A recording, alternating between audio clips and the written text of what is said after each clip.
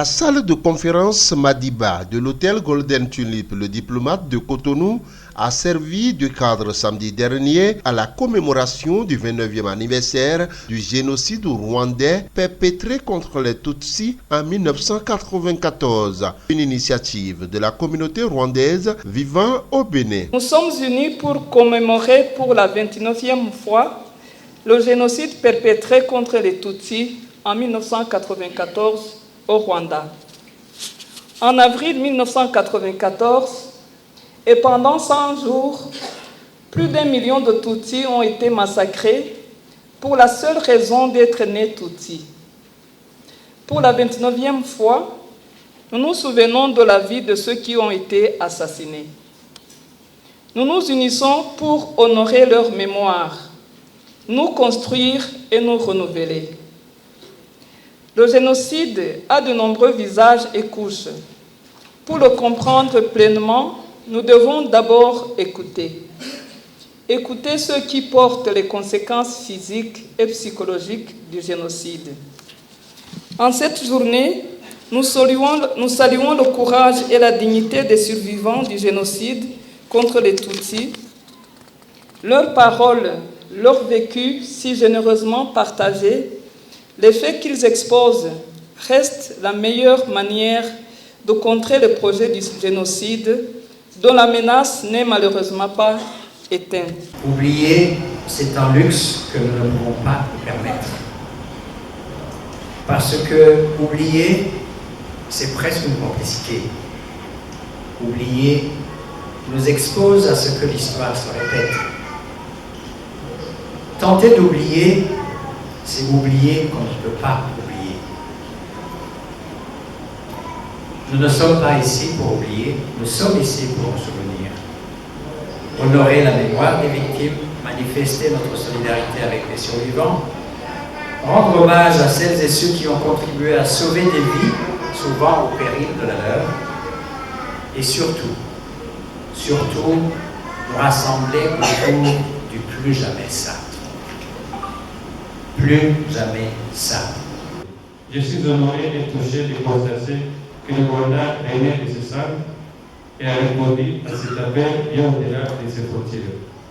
Sur la scène mondiale, où ces hommes et ces femmes en uniforme contribuent aujourd'hui à une peine importante de la force de maintien de la paix des Nations Unies.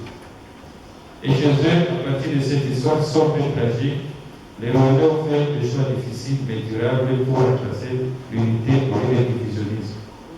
La gouvernance inclusive au lieu de gagnant raf de tout. Le travail d'équipe, la transparence et la responsabilité pour la loi des enquêtes compte. Et penser grave, en tirant notre imagination pour toujours viser le meilleur. Tous ces gens ont été franchis de manière inclusive sur la direction inspirante et visionnaire de notre président, son Excellence Paul Kagame.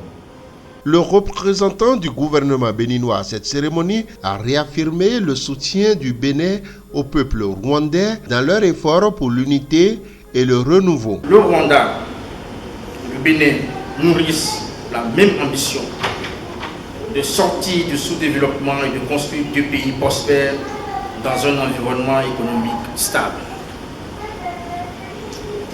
Le Bénin réaffirme donc à l'occasion du Kirunka 29 son soutien au gouvernement et au peuple rwandais dans leurs efforts pour l'unité et le renouveau. La commémoration ce jour à vos côtés du 29e anniversaire du génocide de 1994 au Rwanda constitue l'illustration concrète de notre engagement commun pour un monde et une Afrique plus juste.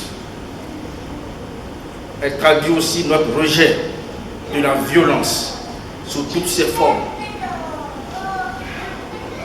notre détermination à satisfaire la légitime aspiration des peuples africains à la paix, à un mieux-être et au développement.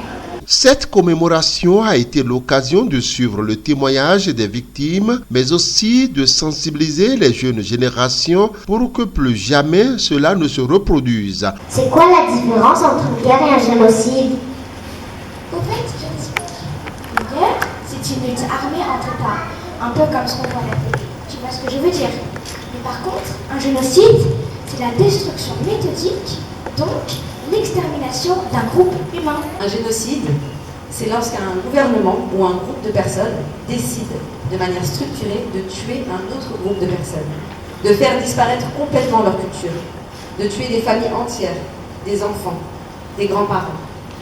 D'accord? C'est un des plus grands crimes de l'humanité. La réussite de la commémoration de cette année est possible grâce à la détermination de la communauté rwandaise vivant au Bénin.